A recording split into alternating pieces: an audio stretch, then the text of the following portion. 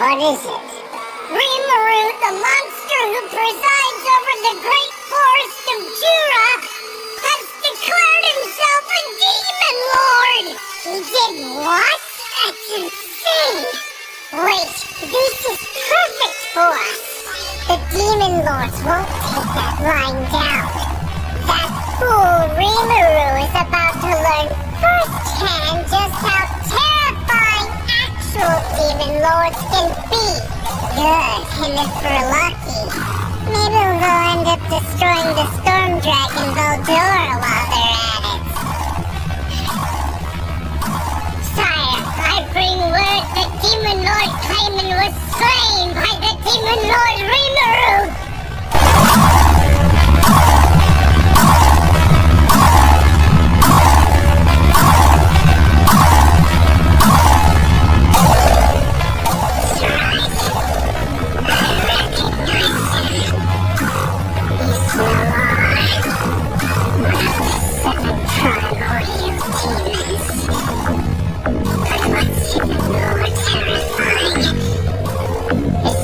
Somehow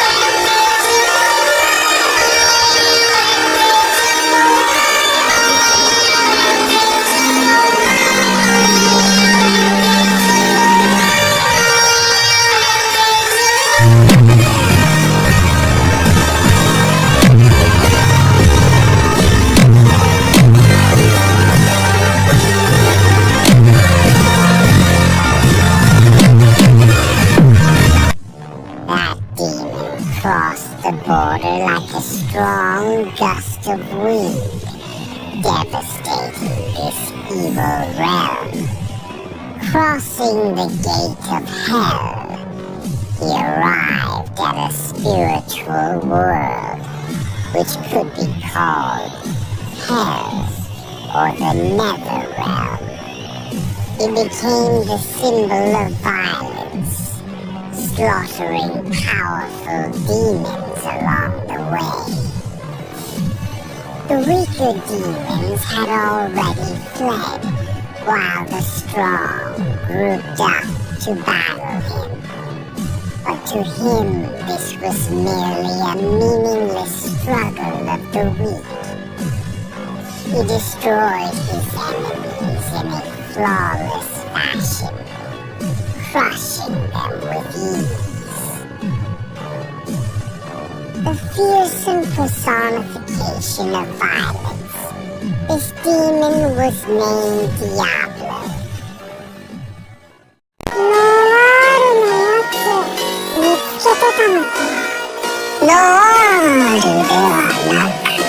Diablo と呼びよう。本気か。つまり、やれというなら仕方ない。元素の手、ジョーンだ。よろしく頼むよ。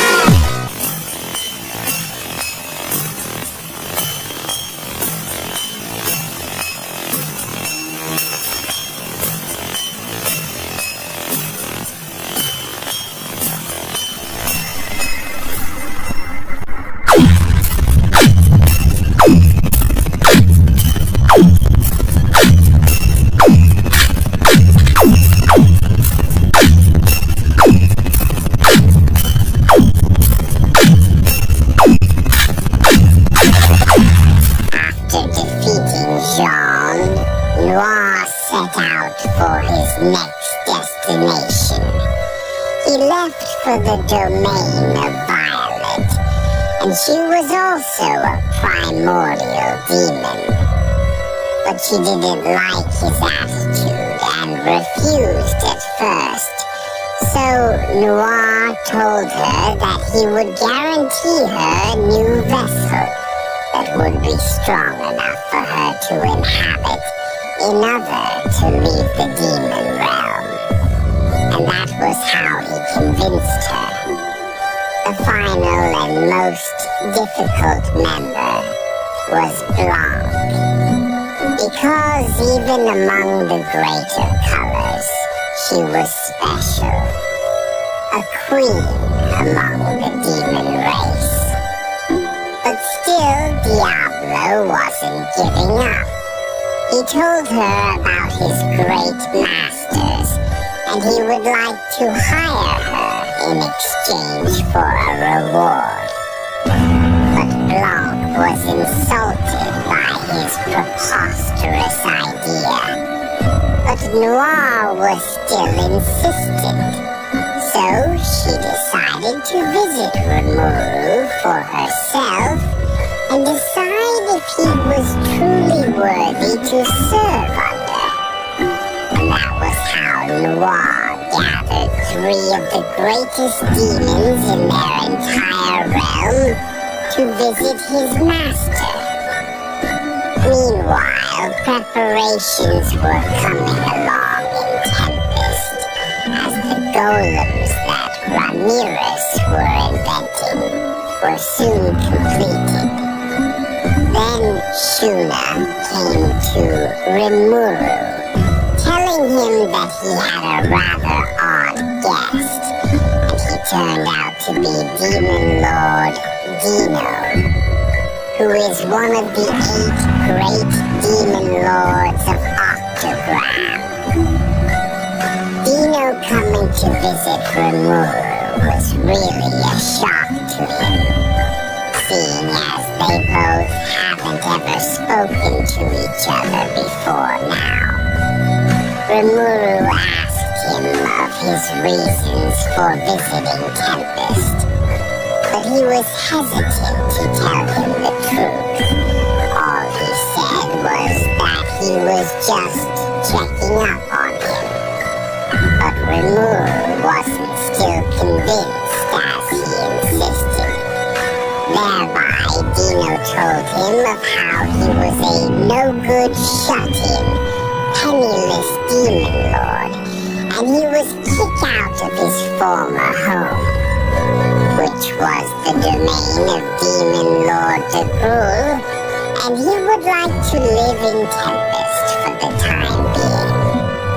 But Rimuru was suspicious, so he refused and told him to go and find himself a job that he couldn't live in Tempest for free. But Dino wasn't the kind of demon lords that would ever get a job, so he gave Rimuru a letter directly from Guy Crimson himself. The letter stated that Rimuru should take care of Dino, but Rimuru was furious, seeing as how that stuck him with the lazy bum of Demon Lord. But he agreed, as this will now make Guy Crimson owe him a favor in the future. So Dino was tasked to working with Ramiris as her personal assistant, and that be the only condition for him to live in Tempest. Later on, Veldora came up with a request for Rimuru. He too would also like an assistant, and he already has a candidate to fulfill the role. The candidate was none other than Ifrit, the spirit of flames. Rimuru was hesitant to releasing Ifrit due to the bad experience he had with Shizu. But Veldora assured him that he would be his responsibility to put Ifrit in check. So he agreed. Ifrit was successfully transferred to a pseudo-vessel in which he inhabited one of Ramiris's golems. And due to the massive amount of energy Veldora poured to Vessel, he evolved even further, and so did his appearance, which turned him into a woman. With Ifrit's new appearance, Rimuru asked her if she harbored any hatred towards him for killing her.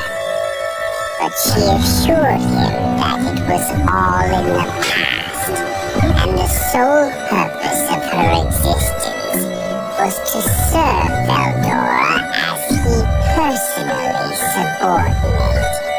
Veldora also proceeded to giving her a name called Charis, and she evolved even further. This shocked Dino to the core. After that, a few days flew by quickly, and Diablo has finally returned to his master's side. Rimuru asked him about his journey, as he told him about his interesting tale of recruiting more allies to serve him and Tempest. Thereby, Rimuru was then introduced to the 3 Primordials luxury car brands.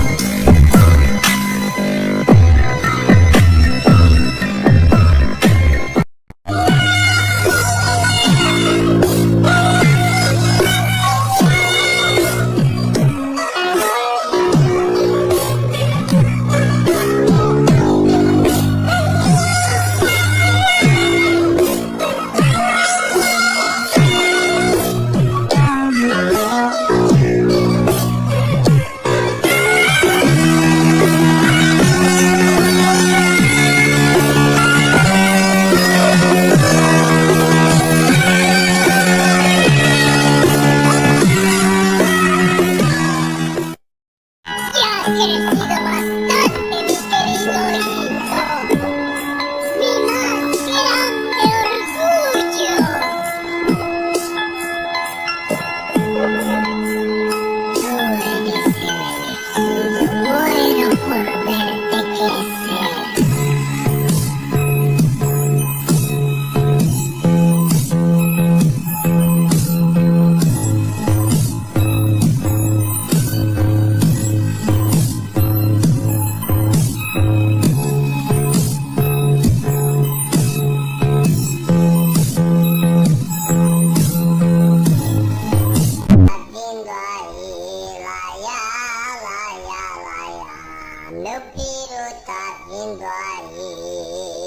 Mi nombre es Zeogion. Soy simplemente uno de los 10 señores del laberinto. Nada más, nada menos.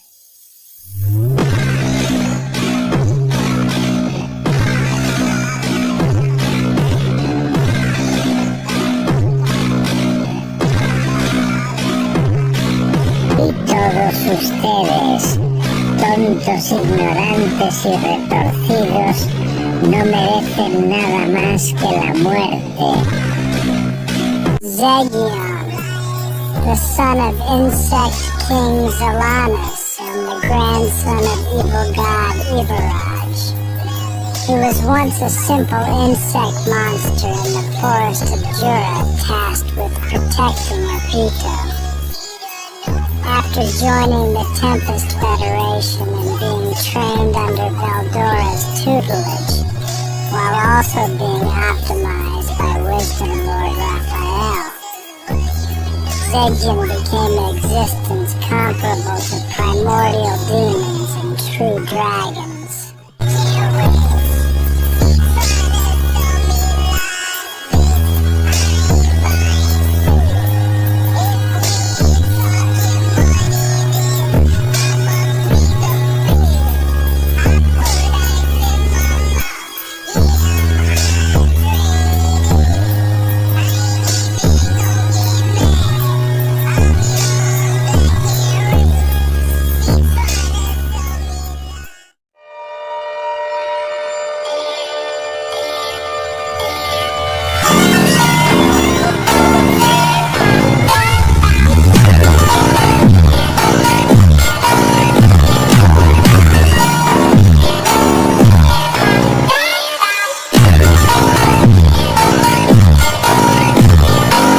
Velgrynd took a quiet breath as she leapt into the space between worlds, seeking Rudra yet again.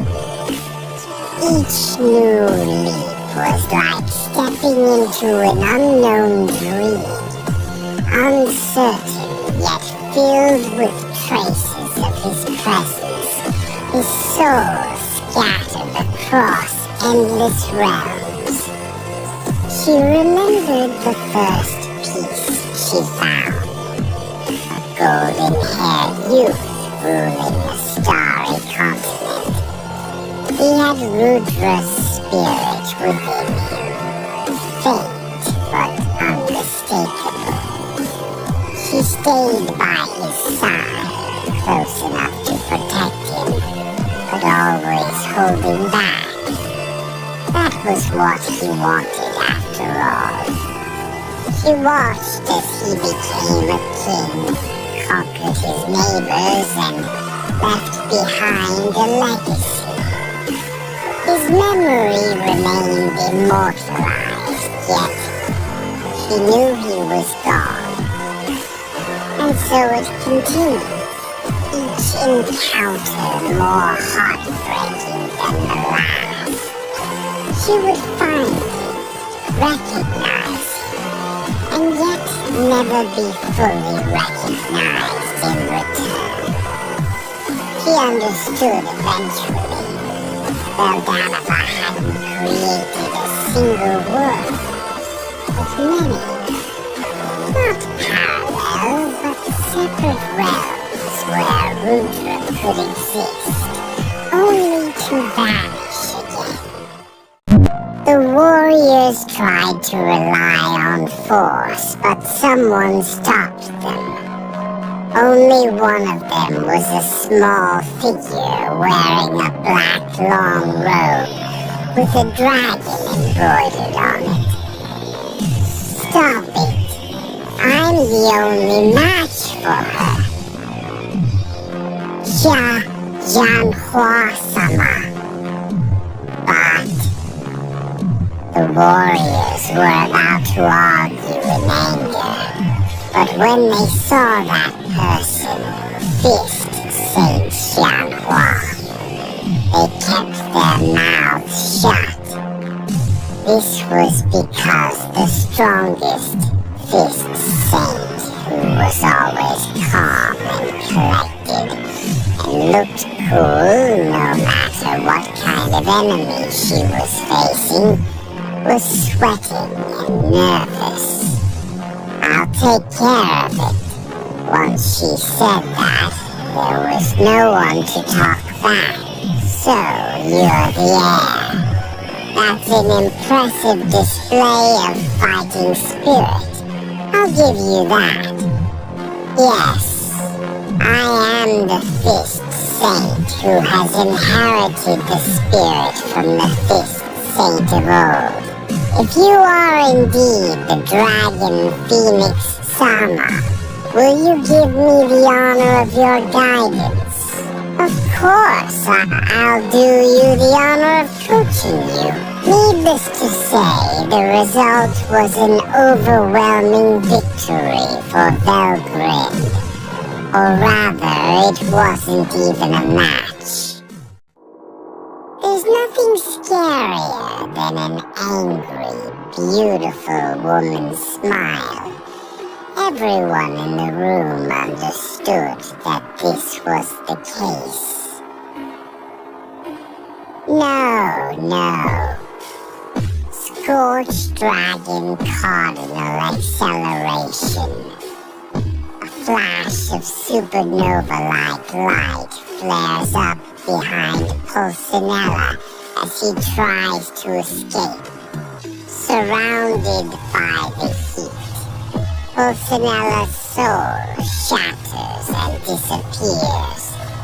The damage didn't stop there. Velgrin had intended to keep it on a very small scale, but it was enough to wipe out a third of the continent. The survivors could not help but be stunned. The goddess standing before them seemed both beautiful and terrifying.